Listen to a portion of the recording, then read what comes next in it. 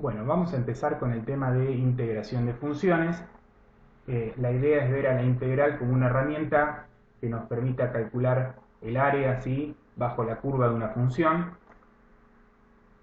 Más allá de esta utilidad, digamos, podemos entender que estudiamos a la integral por dos motivos principalmente. El primero, porque la integral, digamos, la estamos estudiando después de haber visto derivadas, y la integración en sí la podemos entender como una operación inversa a la derivación, ¿sí? Es decir, nosotros teníamos una función cualquiera y veníamos viendo que al aplicar la derivada obteníamos una nueva función que desde el punto de vista geométrico nos daba información sobre la pendiente de la recta tangente.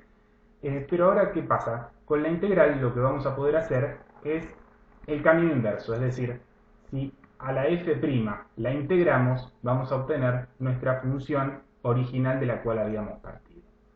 Más allá de esto que viene a cerrar un poco entender a las derivadas y a la integral como un más menos, como un multiplicar dividir, nos vamos a centrar en este segundo punto de vista en el cual a la integral la vemos como una herramienta, ¿sí?, para calcular, como les decía al principio, el área bajo la curva de una función.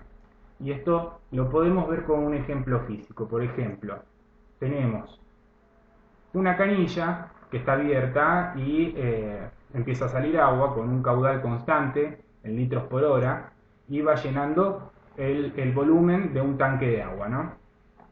Esto en el tiempo lo podemos representar con esta función. Acá tenemos la función del caudal de la canilla, es decir, vamos a suponer que el caudal es constante y es de 100 litros por hora.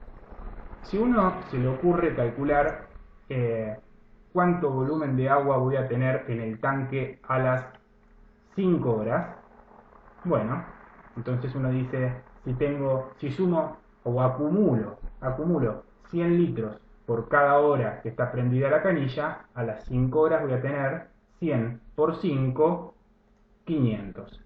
¿Sí? O sea que el volumen a las 5 horas va a ser de 100 por 5 o 5 por 100. ¿Sí? Acá lo que estamos haciendo, fíjense, también es calcular el área bajo la curva. ¿Y de qué curva? Bueno, sí, de esta curva que es la curva de una función constante, ¿no? ¿Y cuál es la base y cuál es la altura? Bueno, la base es justamente esto que tenemos acá, ¿sí? De 0 a 5 es la base, y la altura es de 0 a 100, acá.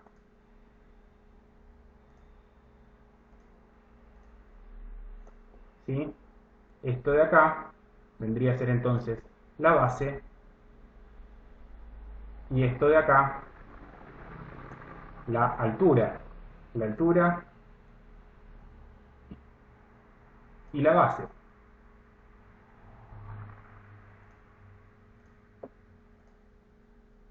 Recordemos que lo que estamos haciendo es base por altura para calcular entonces el área de este rectángulo que tenemos acá, pero el área de este rectángulo es también el área bajo la curva, ¿sí? Y entonces no solamente estamos calculando un área, sino que estamos calculando el volumen de agua de un tanque, estamos calculando una magnitud física de importancia para este problema, ¿está? Pero bueno, la integral vendría a resolvernos el problema de calcular el área bajo la curva, pero esta es una curva relativamente sencilla, ¿no? Porque es una función constante. ¿Qué pasa cuando tenemos una curva un poco más complicada, como puede ser esta parábola que corresponde a una función cuadrática, ¿sí?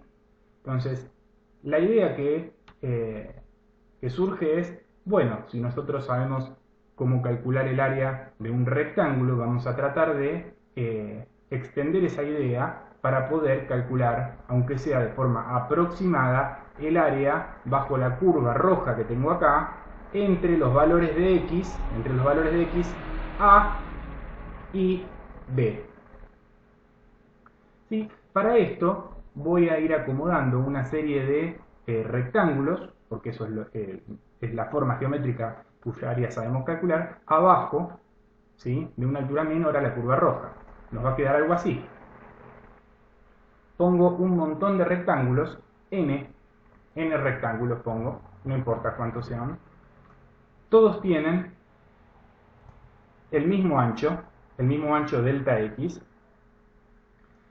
pero no todos tienen la misma altura, ¿sí? La altura va a corresponder a la imagen de la función, ¿sí? La imagen de la función, o sea, f de x, pero evaluada en xy. Y xy es la posición, vamos, en este caso elegí la posición izquierda o el lado izquierdo del rectángulo, ¿sí? En este valor de x, que es xy, evalúo la función cuadrática, en este caso, la función de la curva roja, y me va a dar esta altura, ¿sí? Porque es justo donde la imagen de la función. Entonces, esto lo voy a tomar como altura de mi rectángulo, y el delta x es la base para todos los rectángulos. Si yo hago entonces delta x por f de xy, estoy haciendo base por altura, que es lo que estoy calculando acá. Estoy haciendo base por altura de uno de los rectángulos, pero si yo agarro y sumo el área de los n rectángulos, por eso aparece la sumatoria acá, ¿sí? Desde el primer rectángulo hasta el rectángulo número n, ¿sí? Sumo el área de todos los rectángulos, voy a obtener un área aproximada, ¿sí? ¿Qué tan buena es esa aproximación? Bueno, desde ya que si yo pongo pocos rectángulos, me van a sobrar muchos espacios que me van a dar un error en el cálculo del área. ¿Qué pasa si yo puedo controlar esa cantidad de rectángulos que pongo? Acá tengo 5 rectángulos que están todos siempre por debajo. Siempre están por debajo de la curva. En este caso quedó verde la curva así, pero es la misma función. Y si yo, acá con este deslizador, lo que voy a hacer es aumentar el número de rectángulos. Fíjense, bueno, ahí voy aumentando. Y a medida que aumenta, esta zona gris, que vendría a darme el error, va a ir disminuyendo. Ustedes pueden ver acá, el área aproximada es, que vendría a ser la suma del área de los rectángulos rojos, da 8.72. Y el área exacta es 10.83, ¿sí? Entonces, a medida que yo vaya aumentando el número de rectángulos, el área aproximada se va a hacer cada vez más parecido al área exacta. Es decir, aumento el número de rectángulos y fíjense cómo va el área aproximada de 9.7, 9.9, 10, ¿sí? Cada vez acá la parte gris se va haciendo cada vez más chiquitita, cada vez hay menos error, y cuando ya el número de rectángulos es cada vez más angosto, infinitesimalmente angosto, y a su vez el número de rectángulos tiende a infinito, a un n muy muy grande, fíjense que ya prácticamente no hay error, no hay nada de área gris, y acá el área aproximada es 10,67 y ya se acercó bastante al área exacta, que es 10,83. ¿Sí? Nuestra función, que les había adelantado, era una función cuadrática, está acá, o también la tienen acá. Si uno hace justamente lo que ahora vamos a ver, la integral, obtiene el área exacta. Ese es entonces el objetivo al que estamos queriendo llegar, ¿no? Volvemos entonces a la clase. Estábamos viendo que el área aproximada sería la sumatoria de las áreas de los n rectángulos, ¿sí? Pero ¿qué pasa cuando hacemos que el número n de rectángulos, tienda a infinito? Si este número de rectángulos tiende a infinito y los rectángulos se hacen infinitesimalmente angostos, si se hacen muy angostitos, entonces el límite de esta sumatoria nos va a dar el área exacta, ¿sí? Y el límite de esta sumatoria es ni más ni menos que esto que tenemos acá, la integral, ¿sí? Y no es una integral cualquiera, es una integral definida, como pongo acá en el título, ¿sí? Porque la tenemos que evaluar entre a y b, que este a y b son ni más ni menos que este a y este b, ¿sí? Son los valores de x entre los cuales uno calcula el área bajo la curva.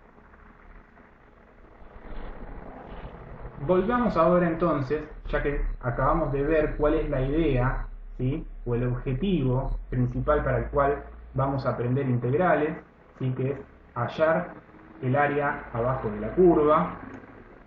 Volvamos al ejemplo ahora de el tanque de agua, ¿sí? Cuando nosotros teníamos una función constante que representaba el caudal constante de la canilla, que habíamos dicho que era 100 litros por hora, nosotros habíamos visto que, bueno, podríamos decir que luego de una hora vamos a tener 100 litros en el tanque de agua, luego de 2 horas vamos a tener 200 litros en el tanque de agua, porque uno dice, bueno, 100 litros en una hora, voy a tener en una hora 100 litros, 100 litros en una hora, a las 2 horas voy a tener 200 litros en el tanque, y así. Acá lo que tengo graficado a la derecha ya es el volumen de agua en el tanque, que va variando en el tiempo, porque la canilla está prendida. Entonces el tanque va justamente acumulando el agua que descarga la canilla. Y nosotros habíamos visto, bueno, si yo quiero calcular el volumen del tanque de agua, tengo que hacer el área bajo la curva. ¿Qué pasa si ahora quiero calcularle el área bajo la curva entre 0 y 3 horas? Vamos a decir que acá hay 3 horas.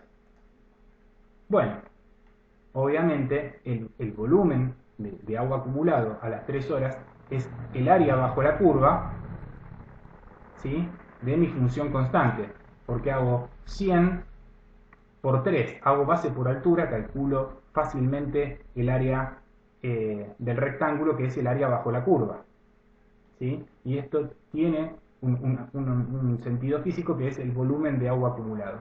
Pero fíjense que esta función, que me está dando el volumen de agua acumulado, también es una función lineal, ya no es una función constante, tiene una pendiente, y me muestra que a las 3 horas, yo ya tengo 300 litros. Este 300 es justamente el 3 por 100. Y ahora supongamos que pasa una hora más, o sea, tenemos 4 horas.